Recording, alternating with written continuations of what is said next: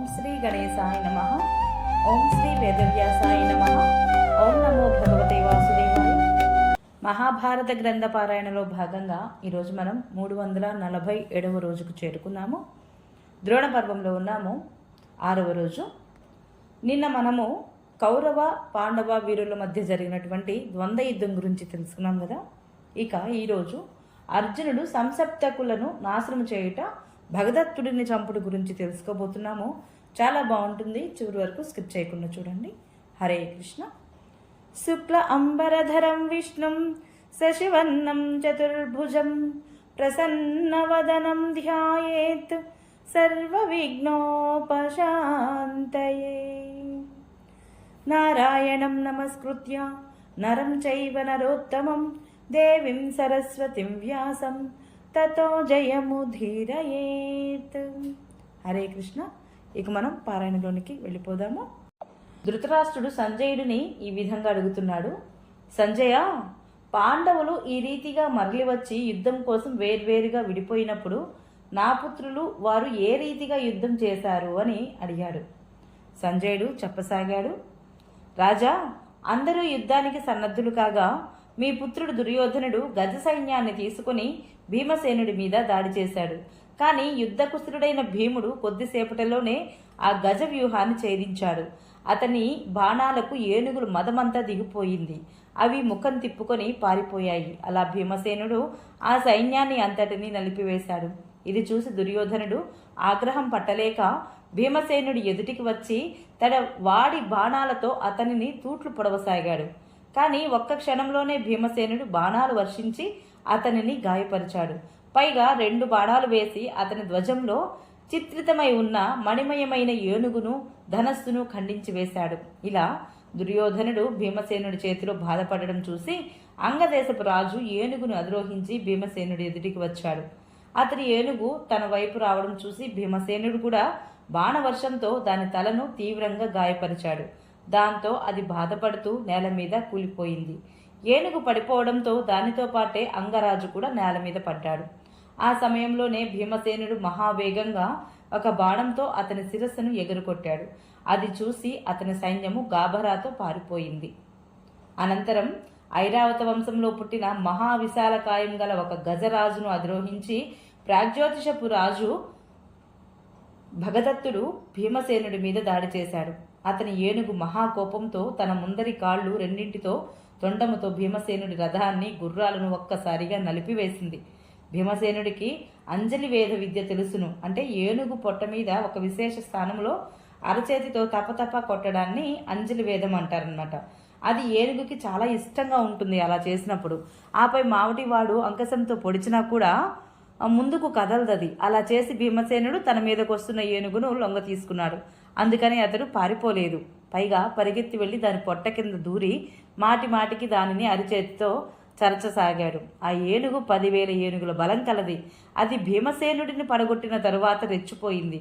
అందుకని మహావేగంగా కుమ్మరివాని సారిలా తిరగసాగింది. అప్పుడు భీమసేనుడి కింద నుండి యువతలికి వచ్చి దానిని ఎదురుపడ్డాడు. దానికి ఏనుగు అతనిని తొండంతో పడగొట్టి మోకాళ్ళతో నొక్కసాగింది. భీమసేనుడు తన శరీరాన్ని మెలితిప్పి దాని తొండంలో నుంచి బయటికి వచ్చాడు. మళ్ళీ దాని శరీరం కింద దూరాడు. కొంచెం సేపటికి అతడు అక్కడి నుంచి బయటికి వచ్చి మహావేగంగా పరుగు తీశాడు. ఇది చూసి సమస్త సైన్యంలో గొప్ప కోలాహలం బయలుదేరింది. పాండవ సేన ఆ ఏనుగుకి చాలా భయపడి భీమసేనుడున్న చోటికే వచ్చి చేరింది. మహారాజు యుధిష్ఠిరుడు పాంచాల వీరులను వెంట పెట్టుకుని భగదత్తుడిని అన్ని వైపుల నుండి చుట్టుముట్టాడు. అతనిపై 100,000 బాణాలతో దెబ్బ కొట్టాడు. కానీ భగదత్తుడు పాంచాల వీరుల ఆ ప్రహారాన్ని తన అంకుశంతోనే కొరగానిదిగా చేశాడు.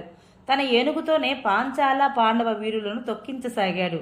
యుద్ధరంగంలో భగదత్తుడు చూపినది అద్భుతమైన పరాక్రమం. ఆ తరువాత దశార్ణ దేశపు రాజు ఏనుగునెక్కి భగదత్తుని మీదికి వచ్చాడు. ఇక 2 ఏనుగుల మధ్య గొప్ప భయంకరమైన యుద్ధం మొదలైంది. భగదత్తుని ఏనుగు వెనక్కి వెళ్ళినట్టే వెళ్ళి ఒక్కసారిగా దశానరాజు ఏనుగు యొక్క పక్కటెముకలు విరిగిపోయేలా ఢీకొట్టింది. అది వెంటనే నేలకూలింది. అదే సమయంలో భగదత్తుడు మిలమిలా మెరిసే 7 తోమరాలతో ఏనుగు మీద ఉన్న దశార్ణ రాజును చంపివేశాడు. యుధిష్ఠిరుడు గొప్ప రథ సైన్యాన్ని తీసుకొని భగదత్తుడిని నలువైపులా ముట్టడించాడు. కానీ ప్రాగ్జ్యోతిషపు నరేశుడు తన ఏనుగును సూటిగా సాత్వికి రథంపైకి తోలాడు. ఏనుగు ఆ రథాన్ని పైకి ఎత్తి అమిత వేగంతో దూరంగా విసిరివేసింది. సాత్వికి రథం నుండి దూకి పారిపోయాడు.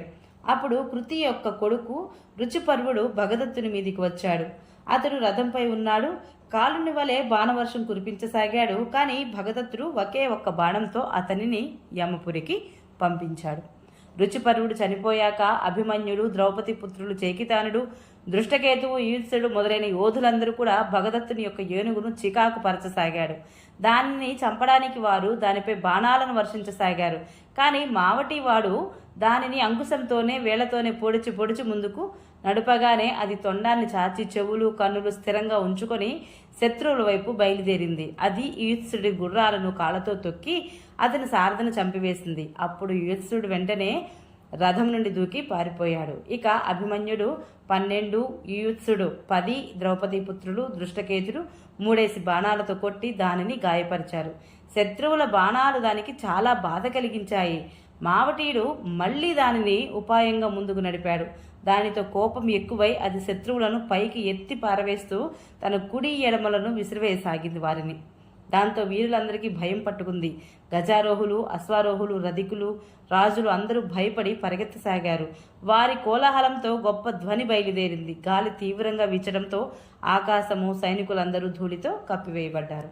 ఈ రీతిగా భగదత్తుడు అనేక విధాలుగా పరాక్రమం ప్రదర్శిస్తూ ఉండగా ఆకాశంలో ధూళి ఎగరడము, ఏనుగు ఘీంకారము విని అర్జునుడు కృష్ణుడితో, మధుసూదన, ప్రాగ్జ్యోతిషపుర నరేశుడు భగదత్తుడు ఏనుగునెక్కి ఈరోజు మన సైన్యం మీద విరుచుకుపడుతున్నాడని అనిపిస్తోంది నాకు. ఈ ఘీంకారం అతని ఏనుగుదే, సందేహం లేదు. యుద్ధంలో అతడు ఇంద్రుడి కంటే తక్కువ వాడేమీ కాదని నా అభిప్రాయము. ఈ లోకంలోని గజారోహులలో అతడే సర్వశ్రేష్ఠుడని చెప్పవచ్చు.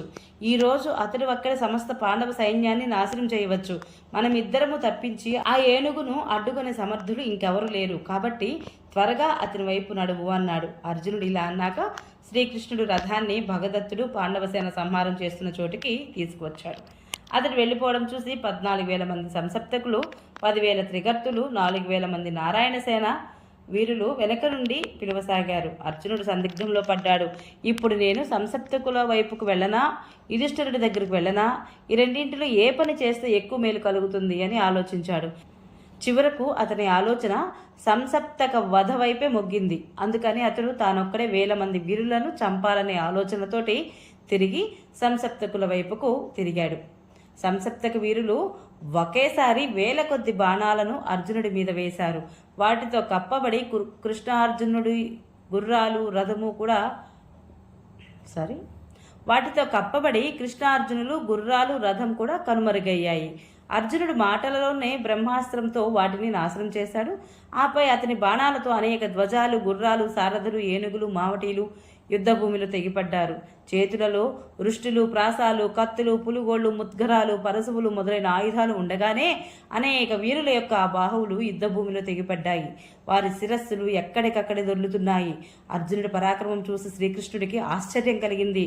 అతడు, పార్థ, ఈరోజు నీవు చేసిన ఈ పనిని ఇంద్ర, యమ, కుబేరులు కూడా చేయలేరు. యుద్ధంలో 100,000 సంసప్తక వీరులు ఒకేసారిగా కూలిపోవడము నేను ప్రత్యక్షంగా చూస్తున్నాను ఇప్పుడే అన్నాడు. ఈ రీతిగా అక్కడున్న సంసప్తక వీరులలో అధికులను చంపివేసి అర్జునుడు శ్రీకృష్ణుడితో, ఇక భగదత్తుని వైపు నడువు అన్నాడు. అప్పుడు శ్రీకృష్ణుడు మహావేగంగా గుర్రాలను ద్రోణాచార్యుడి సైన్యం వైపుకు మరలించారు. ఇది చూసి సుశర్మ తన సోదరులతో కలిసి అతనిని వెంబడించాడు. అప్పుడు అర్జునుడు శ్రీకృష్ణుడిని, అచ్యుత, చూడు, ఇటు సుశర్మ తన సోదరులతో కలిసి నన్ను యుద్ధానికి రెచ్చగొట్టి మరీ పిలుస్తున్నాడు. ఇక అటు ఉత్తర దిశగా మన సైన్యం నాశనమవుతోంది. చెప్పు, ఈ రెండింటిలో ఏ పని మనకు ఎక్కువ మేలు కలిగిస్తుంది అని అడిగాడు. అది విని శ్రీకృష్ణుడు సుశర్మ వైపు రథం తిప్పాడు. అర్జునుడు వెంటనే 7 బాణాలతో సుశర్మను తూట్లు పొడిచి 2 బాణాలతో అతని వింటిని, ధ్వజాన్ని నరికివేశాడు. ఆపై 6 బాణాలతో సారథిని, గుర్రాలతో సహా అతని సోదరుడిని యమపురికి పంపాడు. అప్పుడు సుశర్మ కంగుతిని, అర్జునుడిపై ఒక ఇనుప శక్తిని, శ్రీకృష్ణుడిపై ఒక తోమరాన్ని విసిరాడు. అర్జునుడు 3 బాణాలతో శక్తిని, తోమరాన్ని రెండింటినీ కూడా ఖండించి వేశాడు. అంతేకాక బాణవర్షంతో సుశర్మను మూర్ఛ పొందించి ద్రోణుడి వైపు తిరిగాడు. అతడు తన బాణవర్షంతో కౌరవ సైన్యాన్ని కప్పివేశాడు. వెంటనే భగదత్తుని ఎదుటికి వచ్చి నిలబడ్డాడు. భగదత్తుడు మేఘంలా నల్లగా ఉన్న ఏనుగుపై అధిష్ఠించి ఉన్నాడు. అతడు అర్జునుడి మీద బాణవర్షం కురిపించడం మొదలుపెట్టాడు. కానీ అర్జునుడు మధ్యలోనే ఆ బాణాలన్నింటినీ ఖండించి వేస్తున్నాడు. అందుపై భగదత్తుడు కూడా అర్జునుడి యొక్క బాణాలను అడ్డుకొని శ్రీకృష్ణుడిని అతని బాణాలతో గాయపరిచాడు. అప్పుడు అర్జునుడు అతని ధనస్సును ఖండించాడు. అంగరక్షకులను చంపివేశాడు. భగదత్తునితో క్రీడిస్తున్నట్లుగా యుద్ధం చేయసాగాడు. భగదత్తుడు అతనిపై 14 తొమరాలు వేశాడు. కానీ అతడు ఒక్కొక్క దానిని 2 ముక్కలుగా ఖండించి వేశాడు.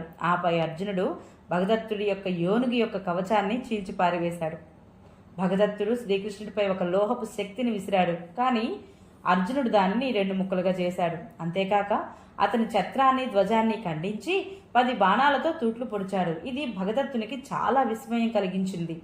ఇక ఈ రీతిగా అర్జునుడి యొక్క బాణాలతో తూట్లు పడిన భగదత్తుడు మహా ఆవేశంతో అతని శిరస్సుపై అనేక బాణాలు వేశాడు. దాంతో అతని కిరీటం కొంచెం వంగింది.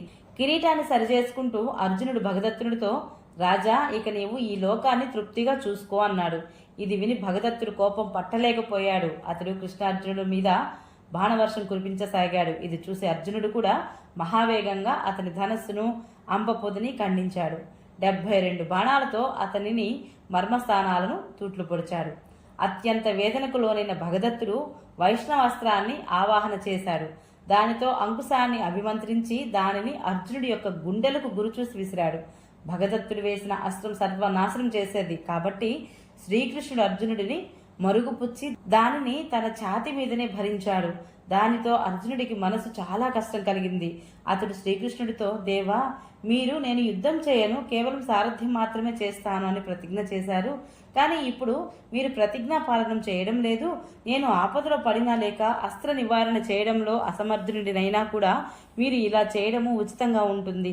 నా చేతిలో ధనుర్బాణాలు ఉంటే దేవాసుల మనుషులతో సహా లోకాలన్నింటినీ గెలువగల సమర్థుడిని అని కూడా మీకు తెలుసు అన్నాడు.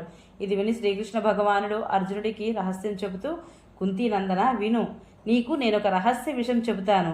ఇది పూర్వం ఎప్పుడో జరిగింది. నేను 4 రూపాలను ధరించి ఎల్లప్పుడూ లోకాలన్నింటినీ రక్షించడంలో తత్పరుడినై ఉంటాను. నన్నే అనేక రూపాలుగా విభజించుకొని లోకహితం చేస్తూ ఉంటాను. నారాయణ నామంతో ప్రసిద్ధమైన నా యొక్క ఒక రూపము ఈ భూమి మీద తపస్సు చేస్తూ ఉంటుంది. 2వ రూపము జగత్తు యొక్క శుభాశుభ కర్మల మీద దృష్టి పెడుతుంది. ఇక 3వ రూపము మానవ లోకంలోకి వచ్చి రకరకాల కర్మలు చేస్తూ ఉంటుంది. 4వది 1000 సంవత్సరాల వరకు నీటిలో శయనించి ఉంటుంది. ఆ నా యొక్క 4వ రూపము 1000 సంవత్సరాల తర్వాత నిద్ర నుండి లేచినప్పుడు వరాలు పొందదగిన భక్తులకు, ఋషులకు, మహర్షులకు ఉత్తమ వరదానం చేస్తుంది. ఒకసారి అలాంటి సమయంలోనే పృథ్వీదేవి వెళ్ళి నన్ను, నా పుత్రుడు అంటే నరకాసురుడు దేవతలకు అసురులకు అవధ్యుడు కావాలని, అతని వద్ద వైష్ణవాస్త్రం ఉండాలని వరమడిగింది. పృథ్వీ యొక్క ప్రార్థన విని నేను ఆమె యొక్క పుత్రుడికి అమోఘమైన వైష్ణవాస్త్రాన్ని ఇచ్చాను. పృథ్వీ ఈ అమోఘమైన వైష్ణవాస్త్రము నరకాసురుడి రక్షణ కోసమే అది అతని దగ్గర ఉంటుంది. ఇప్పుడు అతనిని ఎవరూ చంపలేరు అని కూడా ఆమెతో నేను చెప్పాను. భూదేవి మనోరథం తీరింది. ఆమె అలాగే వెళ్ళిపోయింది. నరకాసురుడు దుర్దర్శుడై శత్రువులను పీడించసాగాడు. అర్జున, ఆ వైష్ణవాస్త్రమే నరకాసుడి నుండి భగదత్తుడికి సంక్రమించింది. ఇంద్రరుద్రాదులైన దేవతలు మొదలుకొని అన్ని లోకాలలోనూ ఎవరు కూడా ఈ అస్త్రం చేత చావని వారు ఉండరు. కాబట్టి నీ ప్రాణాలను రక్షించడం కోసమే నేను ఈ అస్త్రం యొక్క దెబ్బను స్వయంగా సహించాను అని చెప్తాడు. ఈ అస్త్రాన్ని వ్యర్థం చేయగలిగాను. ఇక భగదత్తుడి వద్ద దివ్యాస్త్రం అంటూ ఏమీ లేదు. కాబట్టి నీవు ఆ అసురుడిని చంపు అన్నాడు. శ్రీకృష్ణుడు ఈ రీతిగా చెప్పాక అర్జునుడు వెంటనే తీక్షణ బాణాలను కురిపిస్తూ భగదత్తుడిని కప్పివేశాడు. అతని ఏనుగు యొక్క కుంభస్థలం మధ్యలో బాణంతో కొట్టాడు. ఆ బాణము చివరి భాగం తోకతో సహా దాని మస్తకంలో దిగబడింది.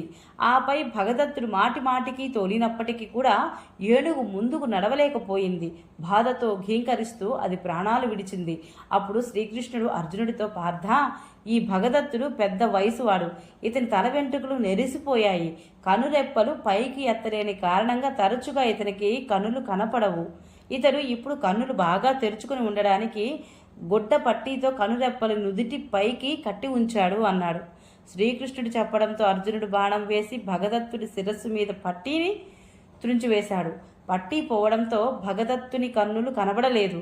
అనంతరం ఒక అర్ధచంద్రాకార బాణాన్ని వేసి అర్జునుడు భగదత్తుడిని గుండెను చీల్చివేశాడు. అతని హృదయము విచ్చిపోయింది. ప్రాణపక్షి ఎగిరిపోయింది. చేతి నుండి విల్లంబులు జారిపడిపోయాయి. మొదట అతని శిరస్సు నుండి తలపాగా జారిపోయింది. తరువాత అతడు కూడా నేల మీదకు వాలిపోయాడు. ఈ రీతిగా అర్జునుడి యుద్ధంలో ఇంద్రుడికి స్నేహితుడైన భగదత్తుడిని వధించాడు. కౌరవ పక్షంలోని ఇతర యోధులను కూడా సంహరించాడు. ఓం నమో భగవతే వాసుదేవాయ. ఈరోజు పారాయణ ఇంతటితో సమాప్తం. రేపు మనము కర్ణుని శకునుల యొక్క పరాజయం గురించి తెలుసుకుందాము.